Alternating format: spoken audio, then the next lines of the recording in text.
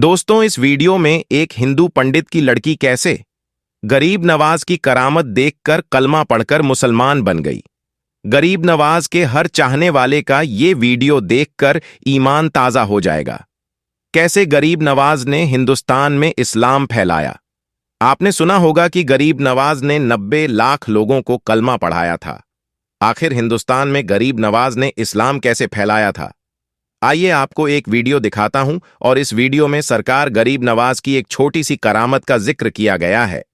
जब एक पत्थर की मूर्ति सरकार गरीब नवाज के कहने पर दूध पीती है तो उस वक्त में कितने लोग कलमा पढ़कर मुसलमान होते हैं, इस वीडियो में आपको आगे दिखाएंगे। दोस्तों, जैसा कि आपको मालूम है कि सरकार गरीब नवाज की दरगाह को लेकर हिंदुस्तान में एक बहुत बड़ा बवाल खड़ा किया जा रहा है और दरगाह को लेकर यह दावा किया जा रहा है कि इसके नीचे हमारा शिव मंदिर है। बताइए, अचानक लोगों को दरगाहों और मस्जिदों के नीचे अपने मंदिर नजर आने लगे हैं। आइए अब आपको वह वीडियो दिखाते हैं। दोस्तों, ऐसा कहा जाता है कि अजमेर में एक हिंदू पंडित था जो हर दिन दूध लेकर अपने बुतों के पास जाता था। वह सारा दूध बड़े बुत के कदमों में चढ़ावे के तौर पर डाल आता था। एक दिन उसकी बेटी ने पूछा, बाबा आप हर रोज दूध लेकर कहां जाते हैं? पंडित ने जवाब दिया, बेटी मैं दूध अपने खुदा के चरणों में चढ़ाने जाता हूं। बेटी ने पूछा, बाबा क्या देवता सच में दूध पीते हैं? पंडित ने कहा, नहीं बेटी, यह दूध नहीं पीते, मैं बस उनके चरणों में चढ़ाकर आ जाता हूं। बेटी ने कहा, बाबा अगर वह दूध पीते ही नहीं तो आप हर रोज वहां दूध लेकर क्यों जाते हैं? पंडित ने जवाब दिया, बेटी ऐसी बेमतलब की बातें नहीं करते, बस इतना जान लो कि देवता दूध नहीं पीते। इस पर लड़की ने कहा, बाबा कल मैं दूध लेकर जाऊंगी और अपने खुदा को पिलाकर ही आऊंगी। पंडित ने समझाया, बेटी ऐसी बातें मत करो। लेकिन जब लड़की बार बार जिद करने लगी तो पंडित ने कहा, ठीक है, जैसा तुम्हें सही लगे, पर ध्यान रखना मंदिर में जब कोई ना हो तभी जाना। अगले दिन लड़की दूध का प्याला लेकर मंदिर गई। वहां मंदिर के सबसे बड़े बुत के सामने खड़ी होकर कहने लगी, अगर तू ही मेरा खुदा है तो यह दूध पी ले। लेकिन बुत तो पत्थर का था, वह कैसे हिलता या कुछ करता? लड़की गुस्से में बोली, अगर तू मेरा खुदा है और मेरी बात सुन सकता है तो यह दूध का प्याला पकड़ और इसे पी ले। वह बार बार यही कहती रही। आखिरकार गुस्से में आकर उसने बुत के चरणों में अपना सर मार लिया। लड़की अपनी जिद पर डटी रही और कहती गई, अगर तू मेरा खुदा है तो दूध पिएगा। जब तक तू दूध नहीं पिएगा मैं घर वापस नहीं जाऊंगी। अगर तू नहीं पिएगा तो मैं यहीं अपनी जान दे दूंगी। बेचारी लड़की को यह नहीं पता था कि बुत कभी हिलते डुलते नहीं। वह रोती और चिल्लाती हुई बस यही कहती जा रही थी। लड़की की किस्मत अच्छी थी कि उसी वक्त हजरत मोइनुद्दीन चिश्ती रहमतुल्लाह अलैहि उस गली से गुजर रहे थे। उन्होंने देखा कि मंदिर का दरवाजा खुला है और एक लड़की बुत के सामने दूध का प्याला लिए खड़ी है। उसके सर से खून बह रहा था। हजरत ख्वाजा मोइनुद्दीन चिश्ती रहमतुल्लाह अलैहि मंदिर के अंदर गए और रोती हुई लड़की से पूछा, बेटी क्या तुम्हें कोई परेशानी है? तुम्हारे सिर से खून बह रहा है। लड़की ने हजरत ख्वाजा गरीब नवाज रहमतुल्लाह अलैहि की तरफ देखा और कहा, बाबा जी आपको मुझसे क्या लेना देना है? यह मेरा और मेरे खुदा का मामला है। हजरत मोइनुद्दीन चिश्ती रहमतुल्लाह अलैहि फिर लड़की से बोले, बेटी बताओ तो सही, क्या बात है, तुम क्यों रो रही हो?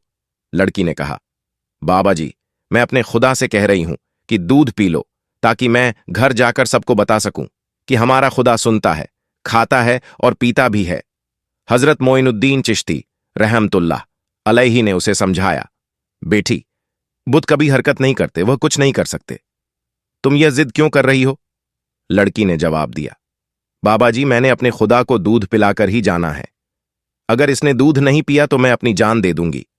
हजरत ख्वाजा गरीब नवाज रहमतुल्लाह अलैहि ने लड़की के इस जुनून को देखा तो वह बुत के पास गए। उन्होंने बुत का कान पकड़ा और कहा, तू दूध क्यों नहीं पीता? इस बच्ची को इतना क्यों रुला रहा है? देखता नहीं इस लड़की के सिर से खून बह रहा है। जैसे ही हजरत हैं ख्वाजा गरीब नवाज रहमतुल्लाह अलैह ने बुत को हाथ लगाया, बुत में हरकत हो गई। भूत ने दूध का प्याला पकड़ लिया और दूध पीने लगा। जब बुत ने सारा दूध पी लिया तो लड़की बहुत खुश हुई। उसने कहा, मेरी कसम पूरी हो गई, अब मैं अपने घर जा सकती हूं। लड़की जब अपने गांव पहुंची तो उसकी हालत देखकर गांव वाले हैरान हो गए। उसके सर और कपड़ों पर खून लगा हुआ था। लोगों ने पंडित से कहा, तेरी बेटी ने तेरी इज्जत मिट्टी में मिला दी है, ऐसा लगता है कि इसके साथ कोई गलत काम हुआ है। गांव वाले लड़की के पास आकर पूछने लगे, तुम्हारे साथ क्या हुआ, किसने तुम्हारी ऐसे हालत की? लड़की मुस्कुराई और बोली, मेरे साथ कुछ भी गलत नहीं हुआ, मेरी इज्जत पर किसी ने हाथ नहीं डाला, मैं तो अपने खुदा को दूध पिला कर आ रही हूं। गांव वालों ने कहा, पंडित की बेटी पागल हो गई है, यह अजीब बातें कर रही हैं। लड़की ने जवाब दिया, अगर आपको मेरी बात पर यकीन नहीं है तो मेरे साथ चलो, मैं आपके सामने देवता को फिर से दूध पिलाकर दिखा दूंगी। अगली सुबह पूरे गांव के लोग इस माजरा को देखने के लिए मंदिर पहुंच गए। पंडित और उसकी बेटी भी उनके साथ थे। लड़की बुत के सामने खड़ी होकर बोली, ए खुदा दूध पी ले। उसने एक बार नहीं बल्कि कई बार कहा, लेकिन बुत ने कोई हरकत नहीं की। लोगों का मजमा कहने लगा, ए लड़की, पागलों जैसी हरकतें मत कर, देवता हरकत नहीं करते। लड़की ने कहा, ए मेरे खुदा, तुझे मेरी इज्जत की कसम, दूध पी ले। लेकिन बुत पर कोई असर नहीं हुआ। फिर लड़की गुस्से में बुत से बोली, दूध पीता है या फिर मैं कल वाले बुजुर्ग बाबा को बुलाकर लाऊं। लड़की के मुंह से यह अल्फाज निकलते ही बुत ने दूध का प्याला उठाया और सारा दूध पी लिया। यह देखकर वहां मौजूद सारे लोग हैरान रह गए। उन्होंने लड़की से पूछा, बेटा, वह कल वाला बुजुर्ग कौन है जिसका तुम नाम ले रही हो? लड़की ने जवाब दिया, मुझे उनका नाम और पता तो नहीं मालूम, लेकिन इतना जानती हूं कि वह इधर को गया था। इसके बाद पूरे गांव के लोग हजरत ख्वाजा मोइनुद्दीन चिश्ती रहमतुल्लाह अलैहि की तलाश में निकल पड़े। एक दरख्त के नीचे हजरत ख्वाजा मोइनुद्दीन चिश्ती रहमतुल्लाह अलैहि को इबादत में मशगूल देखकर वह लड़की कहती है, यही है वह बाबा जी जिनके नाम पर बुत ने दूध पी लिया है। सब आप रहमतुल्लाह अलैहि के कदमों में गिर पड़ते हैं और कहने लगते हैं, बाबा जी, वह कौन सा जादू है जिसके जरिए पत्थर भी दूध पीने लगते हैं? आपने फरमाया कि वह कोई जादू नहीं है जिसके जरिए से बुत ने दूध पी लिया, वह तो सब मेरे रब का फजल करम है। लोग कहते हैं, बाबा जी, आपका रब कौन है? आप रहमतुल्लाह अलैहि जवाब देते हैं कि मेरा रब सबको जिंदगी और मौत अता करने वाला है, जिसकी मर्जी के बगैर पत्ता भी हिल नहीं सकता। वही जमीन और आसमान का मालिक है, वही रिज्क अता करने वाला है। सब लोग हजरत मोइनुद्दीन चिश्ती रहमतुल्लाह अलैहि से बड़े अदब के साथ पूछते हैं कि आप कौन हैं और आप रहमतुल्लाह अलैहि का मजहब क्या है? आप रहमतुल्लाह अलैहि ने जवाब दिया, मेरा मजहब इस्लाम है। मेरे नाना का नाम हजरत मोहम्मद मुस्तफ़ा सल्लल्लाहु अलैहि वसल्लम है। हजरत ख्वाजा मोइनुद्दीन चिश्ती रहमतुल्लाह अलैहि का यह कहना ही था कि उस लड़की का बाप आप रहमतुल्लाह अलैहि के कदमों में गिरकर कहने लगा, बाबा, आप हमारे बुत को दूध पिलाने आए हैं या हम सबको रसूल आका सल्लल्लाहु अलैहि वसल्लम का उम्मती बनाने के लिए? उसके बाद सब बस्ती के लोग आपके कदमों में गिर पड़े, कलमा पढ़ा और मुसलमान हो गए। एक रोज हजरत ख्वाजा गरीब नवाज रहमतुल्लाह अलैहि जंगल से गुजरे। वहां आपने देखा कि कुछ लोग हैं जो आग की पूजा कर रहे हैं। यह लोग इतनी ज्यादा मेहनत और पूजा करते थे कि 6 महीने तक दाना पानी जबान पर नहीं रखते थे। सरकार ख्वाजा गरीब नवाज रहमतुल्लाह अलैहि ने उन लोगों से आग की पूजा के बारे में पूछा तो उन्होंने जवाब दिया कि हम लोग आग को इसलिए पूजते हैं कि दोजख में यह आग हमें तकलीफ नहीं पहुंचाएगी। आपने फरमाया कि दोजख से बचने का तरीका यह नहीं है, बल्कि दोजख की आग से बचने के लिए अल्लाह ताला की पूजा करो, फिर यह आग तुम्हें कोई नुकसान नहीं पहुंचाएगी। तुम लोग इतने दिनों से आग की पूजा करते हो, जरा इसमें अपना हाथ डालकर तो दिखाओ। उन लोगों ने कहा कि आग का तो काम ही है जलाना, अगर हम इसमें हाथ डालेंगे तो हमारा तो हाथ ही जल जाएगा, लेकिन आप कहते हैं कि अल्लाह ताला की पूजा से आग नहीं जलाएगी, तो इस बात का आपके पास क्या सबूत है? हजरत ख्वाजा गरीब नवाज रहमतुल्लाह अलैहि ने फरमाया, देखो, हम खुदा के पूजने वाले हैं। यह आग हमारे जिस्म को तो दूर की बात है, हमारी जूती को भी नहीं जला सकती। यह फरमाकर आपने अपनी एक जूती आग में डाल दी। बहुत देर तक वह आग में रही, मगर उस पर आग का जर्रा बराबर भी असर ना हुआ। यह देखकर सब के सब लोग मुसलमान हो गए। दोस्तों, ऐसा कहा जाता है कि एक बार एक बेचारी मां बहुत दुखी होकर रोते गिड़गिड़ा हुए हजरत ख्वाजा गरीब नवाज रहमतुल्लाह अलैहि की बारगाह में पहुंची। उस वक्त हजरत ख्वाजा गरीब नवाज रहमतुल्लाह अलैहि वजू कर रहे थे। जैसे ही उस औरत ने आप हजरत ख्वाजा गरीब नवाज रहमतुल्लाह अलैहि को देखा, उसने कहना शुरू कर दिया, खुदा के लिए सरकार, मेरी फरियाद सुन लीजिए। ख्वाजा, मेरी फरियाद सुन लीजिए। शहर के हाकिम ने मेरे बेटे को बिना किसी वजह के फांसी दे दी है। आप रहमतुल्लाह अलैहि ने उस औरत की बात बड़े ध्यान से सुनी। जब आपको यकीन हो गया कि औरत सच कह रही है और उसके बेटे को नाहक फांसी दी गई है, तो आपने अपनी मुबारक लाठी ली और अपने खिदमतगारों और मुरीदों को साथ लेकर सीधे उस लड़के के पास पहुंचे। जब वहां पहुंचे तो देखा कि वह लड़का फांसी की वजह से इस दुनिया से जा चुका था। आप रहमतुल्लाह अलैहि उस लड़के के करीब गए, अपनी मुबारक लाठी उसकी गर्दन पर रखा और फरमाया, ए मजलूम बच्चे, अगर तुझे बेकसूर मारा गया है, तेरा कत्ल नाहक है, तो अल्लाह ताला के हुक्म से जिंदा हो जा। जैसे ही हजरत ख्वाजा गरीब नवाज रहमतुल्लाह अलैहि की मुबारक जबान से यह अल्फाज निकले, वह फांसी पर लटका हुआ लड़का जिंदा हो गया। वह सही सलामत तख्ते से नीचे उतर आया और दौड़कर हजरत गरीब नवाज रहमतुल्लाह अलैहि के कदमों में गिर पड़ा। वहां मौजूद लोगों पर सन्नाटा छा गया और सब हैरान रह गए। उसके बाद वह लड़का अपनी मां के साथ खुशी खुशी अपने घर लौट गया। मेरे दोस्तों, किताब में एक और वाकिया बयान किया गया है। एक बार एक आदमी गुस्से में हजरत ख्वाजा गरीब नवाज रहमतुल्लाह अलैह की बारगाह में आया। उसने आपके एक मुरीद को पकड़ लिया और बहुत सख्ती से अपना उद्धार वापस मांगने लगा। असल में उस मुरीद ने उस आदमी से कर्ज लिया हुआ था, इसलिए वह गुस्से में आकर सख्त अंदाज में उधार चुकाने की मांग करने लगा। जब हजरत ख्वाजा गरीब नवाज रहमतुल्लाह अलैह ने यह माजरा देखा तो आपने उस आदमी को नरमी से समझाया और कहा, ए शख्स, जब तुमने इतना सब्र कर लिया है तो इसे कुछ और दिन का वक्त दे दो, यह तुम्हारा कर्ज चुका देगा। लेकिन आपकी नरमी देखकर वह आदमी और ज्यादा अकड़ने और बदतमीजी करने लगा। उसकी इस सख्त रवैये को देखकर हजरत ख्वाजा गरीब नवाज रहमतुल्लाह अलैहि को भी जलाल आ गया। आपने अपनी चादर मुबारक जमीन पर बिछा दी और उससे फरमाया, तुम्हें अपने पैसे चाहिए ना? यह लो। जैसे ही आपने यह कहा, वह चादर अचानक दीनार और दिरहम से भर गई। फिर हजरत ख्वाजा गरीब नवाज रहमतुल्लाह अलैहि ने फरमाया, अपनी रकम ले लो। उस आदमी ने जितना कर्ज लेना था उतना लेने के बजाय ज्यादा उठाने की कोशिश की तो उसका हाथ वहीं सूखने लगा, यानी काम करना बंद कर दिया। जैसे ही उसने अपना यह हाल देखा, उसे अपनी गलती का एहसास हुआ। वह डर गया और फौरन रोते गिड़गिड़ा हुए हजरत गरीब नवाज रहमतुल्लाह अलैहि से माफी मांगने लगा। हजरत ख्वाजा गरीब नवाज रहमतुल्लाह अलैहि ने उस आदमी की हालत देखकर 2 रकात नफिल नमाज अदा की और उसके लिए दुआ की। अल्लाह के फजल और आपकी दुआ की बरकत से उस आदमी का हाथ ठीक हो गया। इसके बाद वह आदमी जो कर्ज लेने आया था आपका मुरीद बन गया और आपकी खिदमत में लग गया।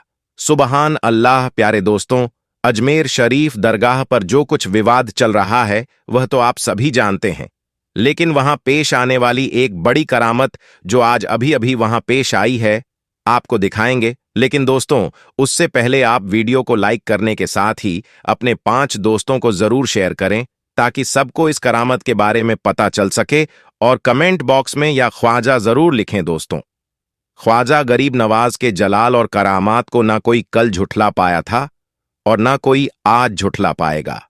आज से लगभग 800 साल पहले जब आप गरीब नवाज को वहां से हटाने की बहुत कोशिश की, लेकिन आप आज भी वहां मौजूद हैं।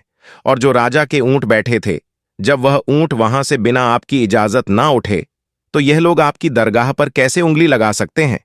जब हजरत ख्वाजा गरीब नवाज अपने कुछ मुरीद को लेकर अजमेर शरीफ की सरजमीन पर अपने मुबारक कदम रखते हैं तो उस वक्त गर्मी इतनी भयानक थी कि धूप से बचने के लिए आप हजरत शहंशाह हिंद गरीब नवाज और उनके अकीदतमंद एक छायादार दरख्त के नीचे बैठ जाते हैं और आराम करने लगते हैं। अभी आप आराम फरमा ही रहे थे, चंद लम्हे ही गुजरे थे कि अचानक से कुछ सिपाही वहां पर आ जाते हैं। मालूम होता है कि वह सिपाही दरअसल वहां के जो राजा थे, जो हिंदू राजा थे, उन्हीं के सिपाही हैं। और अचानक वह आते ही सरकार गरीब नवाज रहमतुल्लाह अलैहि और उनके चाहने वालों को वहां से चले जाने के लिए कहते हैं।